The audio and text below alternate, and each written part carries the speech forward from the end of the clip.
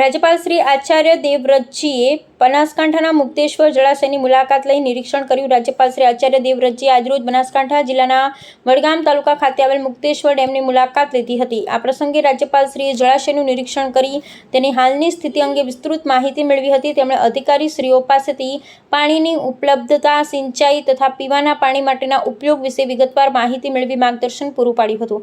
મુક્તેશ્વર જળાશય એ વડગામ તાલુકાની સૌથી મોટી જળાશય યોજના છે. આ જળાશય યોજના થકી બનાસકાંઠા અને મહેસાણા તાલુકાના 31થી વધુ ગામોને સિંચાઈનો લાભ આપવામાં આવે છે. સરસ્વતી નદી પર આવેલું આ જળાશય ચાલુ વર્ષે સાર્વત્રિક વરસાદ નોંધાતા સંપૂર્ણ વરસાદી પાણીથી ભરાઈ ગયું છે. આ પ્રસંગે પાલનપુર ધારાસભ્ય શ્રી અનિકેતભાઈ ઠાકર, જિલ્લા કલેક્ટર શ્રી મિહિર પટેલ, જિલ્લા વિકાસ અધિકારી શ્રી એમ.જે. દવે, જિલ્લા પોલીસ અધિક્ષક શ્રી પ્રશાંત સુંબે, મહેસાણાના જિલ્લા કલેક્ટર શ્રી એસ.કે. પ્રજાપતિ, જિલ્લા પોલીસ અધિક્ષક શ્રી હિમાંશુ સોલંકી, નિવાસી અધિક કલેક્ટર શ્રી જસવંત કે જેગોડા સહિત ડેમના અધિકારીઓ ઉપસ્થિત રહ્યા હતા.